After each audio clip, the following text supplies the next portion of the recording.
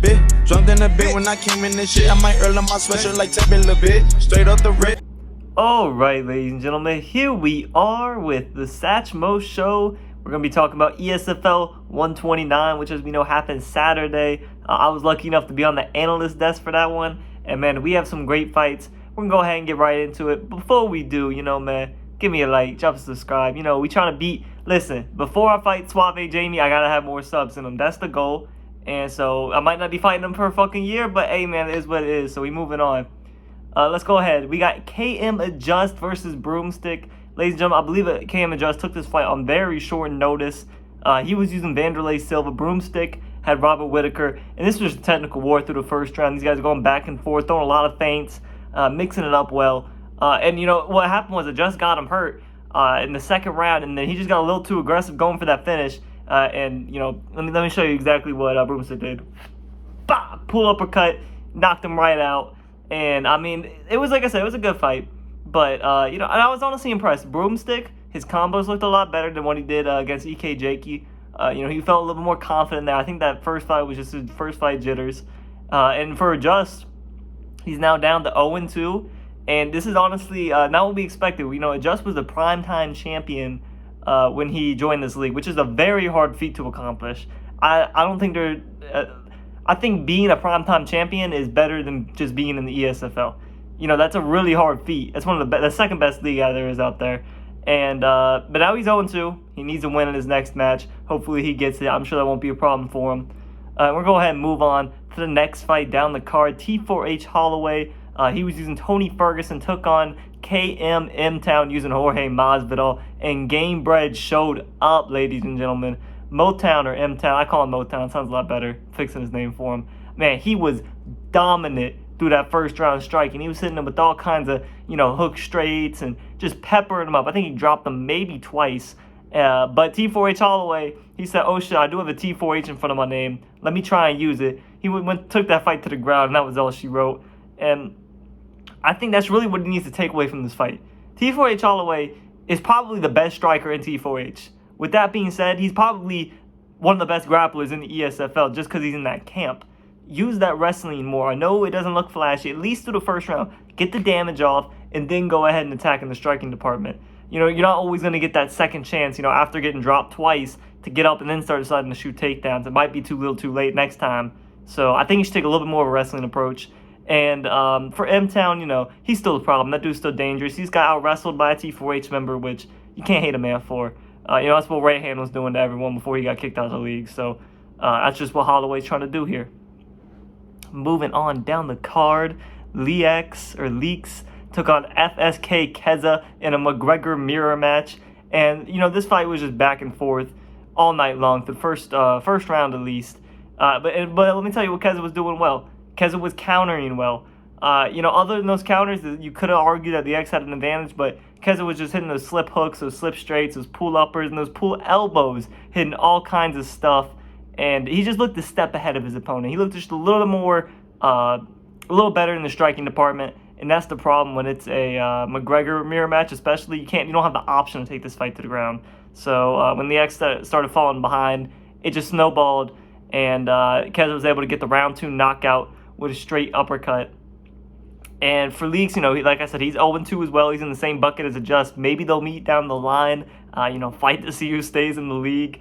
For Keza, he's now 2-1. He won't be on the prelims anymore after this fight. I'm sure he'll move on. He needs to take a leap in competition, see if he can compete with the big dogs.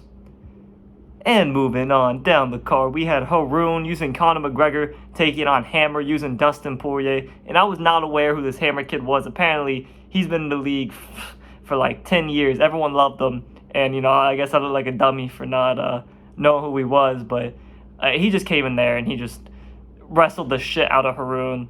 He had Dustin Poirier. He took advantage of where he thought he had, obviously where he had the stats advantage, which was on the ground.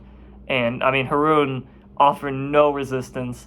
And, after that fight, Harun was released from the organization. We have heard from Dana White himself. See that door over there?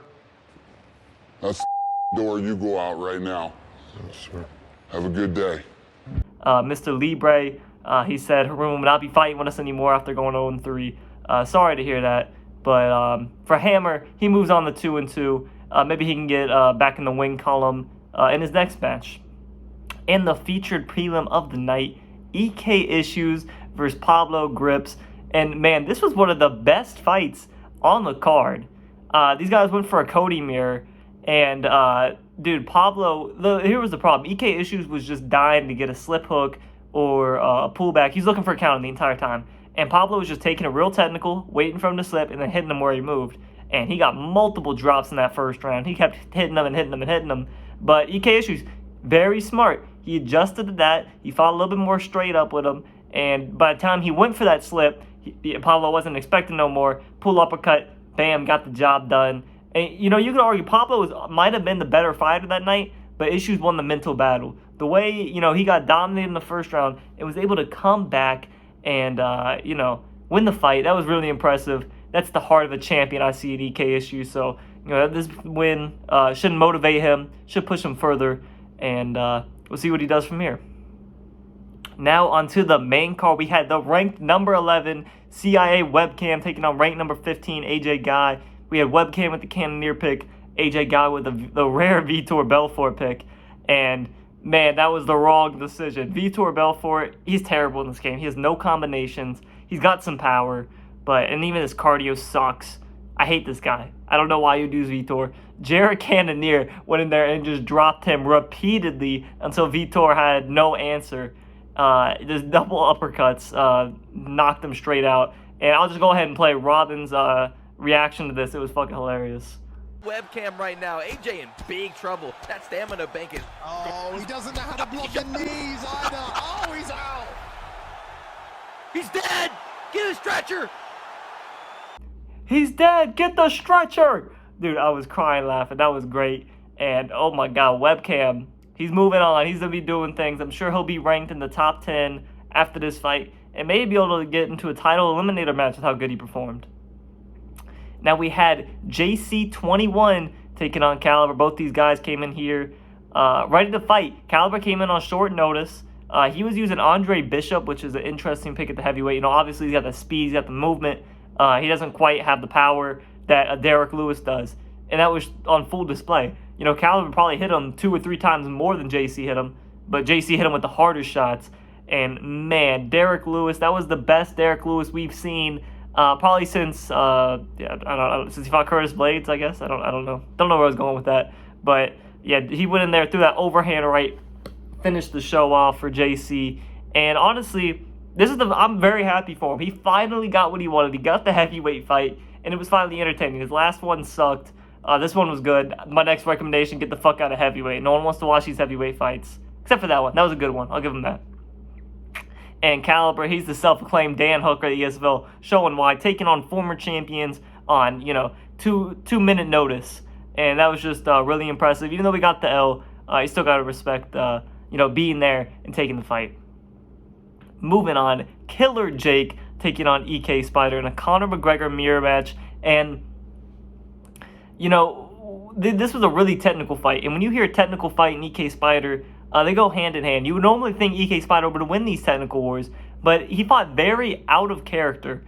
He was pressuring a lot. You know, normally he's a counter fighter. He likes to bait his opponents in and throw these little slip straights. However, he was definitely fighting. He was the aggressor in this fight. And Jake, what all he did was he kept hitting that body, and then he bopped him upstairs, and he put Spider out in the stretcher. That was that. And for Killer Jake, that's a huge win for him, taking up against, you know, EK Spider. Everyone knows the elite kind of striker he is. I would just like to see EK Spider go back to his striking style. Even, you know, he's one of the best at it, at playing defensive striking. Moving on, Showtime Satch versus number 14, EK Jakey. Obviously, Showtime Satch with that Tony Ferguson pick. EK Jakey took on Dustin Poirier. And this was originally scheduled to be... It was actually originally scheduled to be Trixie versus Caliber. Caliber pulled out. I filled in. And then about 5 minutes before game time, EK Jakey pulled in. And what we saw in that fight, we saw Satch pressuring, you know, but he just kept eating these standing combinations from Jakey. These standing combos. There's a 1-2 hook straight. 1-2 hook straight. Just bopping him right in the face every time he tried to go forward. And, yeah, it really worked well for Jakey. Satch had the body hurt a little bit, but then Jakey was going full head hunt, and he was landing every shot, and he got one of the best knockouts I've ever seen. Just a fantastic knee in the corner. We did hear Satchmoe comment after the fight. I'll have that linked up about here. Yeah, but other than that, this leaves Jakey. Now he's ranked in the top 10. Where does he go now? Is he still a striker? We don't know. I personally think he should still use his wrestling. I don't see him striking with these elite guys, but he got the job done tonight. And now for Satchmoe, his plans of fighting Jamie. That was the expectation. He was going to beat Trixie. He was going to move on to fight Jamie. Now, obviously, that can't happen. We're hearing he might fight Broomstick, but we'll just have to see where everything goes with that. Moving on, FSK Tadpole taking on number 13 ranked Jay Robinson in a Conor McGregor mirror match. And this was a fairly even fight. And it was just, the only thing I saw that was different substantially was that Jay just has a little bit better combos. He's putting his shots together more. And he got multiple drops in that second round. Was able to put him on his ass multiple times. And he sidestepped. He did this earlier in the fight. And I think Tadpole went for like a spinning kick to the body. He sidestepped it, left hook, knocked him out in the second round. And ladies and gentlemen, we saw Tadpole put up the gloves. We saw a very emotional moment. He said that's it. He's done fighting, at least for the season. He wants to go develop his skills. So we might not see him again. We might see him next year. Who knows? And for Jay Robinson, he should be in a big matchup next. Obviously, Tadpole is a big match. But moving up the rankings, he'll probably be ranked, I'd say, around the 7 mark. Maybe he fights Jakey. Who knows? We'll have to see what happens with that. Now onto the co-main event. And ladies and gentlemen, when they scheduled this, I was like, what are they doing? We had number 7 ranked Danny, who was 1-0, taking on number 9 ranked Yoda. And I didn't like the fight. We had Dave and Fad kind of just chilling in the background. They weren't fighting. And I was just confused by this co-main event. They showed why this was a co-main event. They were fighting in a phone booth the whole time. Very entertaining fight. These guys were just going back and forth with the boxing combinations.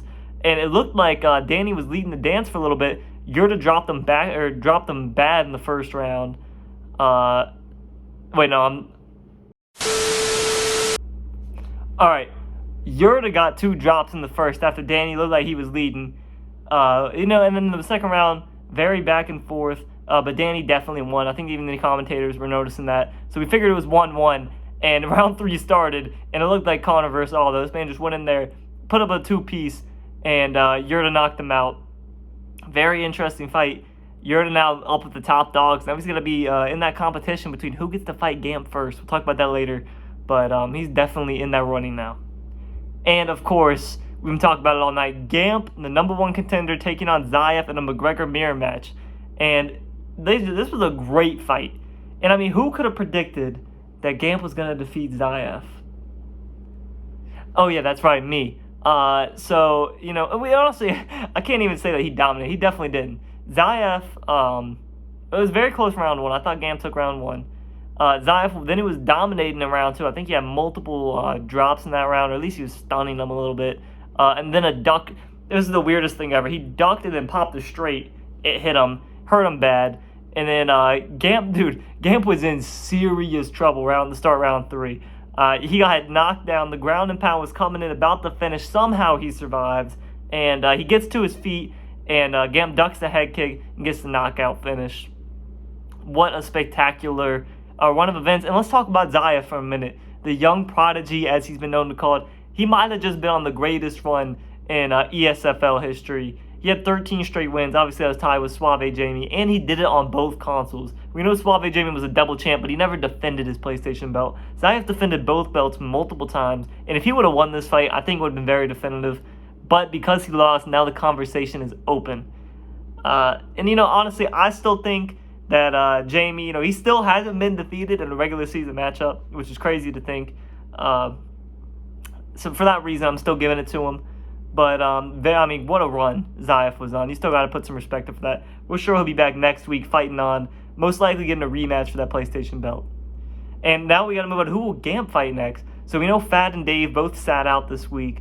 One of them guys obviously up there. Will Blake Tyler fight for the belt? Even though that's his campmate, I don't see it happening. Right, ladies and gentlemen, sorry about the technical difficulties, but we are here and we are back. Now putting up the Showtime rankings right about now. We got our champion Gamp, obviously. number one contender, I got his Fadinator. You know, he's been on a tear. Even though he didn't fight last week, he's been knocking dudes out left and right. The only guy he's lost to is Zayt, so, you know, can you really count that as a loss? So, number 2, we got Blake Tyler. And honestly, the reason he's not number 1 is because he's probably not going to be fighting. You know, he didn't want to take away Gamp's title shot because they are teammates. And I'm more than likely that he's going to sit out and not fight Gamp until, you know, he relinquishes that belt, he loses it. Number 3, we got Yoda coming off a big win this week in the co-main event. So, obviously, he's going to be up here. Down the line, Webcam, you know, he's got a big win. EK Jake, he got a big win this week on short notice. He's still undefeated. And Dirty Dave, you know, he's actually fallen 2 spots. And it's not even his fault. He's just had people that have been moving up. So, you know, he's got to get bumped down. He didn't do anything last week. Jay Robinson, this guy's new to the rankings. I ain't had him up here. But you beat a guy like Tadpole, you're going to get ranked. EK Harambe coming in at 8. He's still undefeated. Killer Jake, he just got that big win. And we also got to pay attention. He's beating EK Spider and T4H all the way. Those are two goons, man. The only guy he's lost to is Gamp, who's the current champion. So you really can't put him down. KM Intro, same thing. He's beating Trixie and Hammer. 2 big wins. Only lost to Gamp, so that's why he's still in the top 10 here. After that, JC21. We do know he just beat Caliber this week. However, he did lose to Simple Benny last week. So he's here at number 11. T4H Holloway. Like I said, he lost Killer Jake. He got a big win against EK Spider and MTown. 13, we got Jamie Bucks here. He's beaten Doctor and Noetta. Lost to Gamp. Not 2 of the biggest names, but those are 2 good wins nonetheless. And Simple Benny beat JC21. That's why he's down here, but he did lose to Peyton. And then at number 15, this man's been begging for a ranking. I said, all right, you can have it. You know, he did beat 2 guys that probably won't be in the promotion too much longer, but, you know, 2-1. I couldn't miss him on the list. Ladies and gentlemen, that is the Showtime rankings. Shout out to my computer for making that noise. He says it's time to go, and we hope you guys enjoy the video. Like I said, drop a like, drop a sub. We're trying to beat Suave Jamie. We can do it, ladies and gentlemen, and that is Showtime out. This is what they want, I'm the one. This is vintage from 1980 some. I'm the son of the pioneer.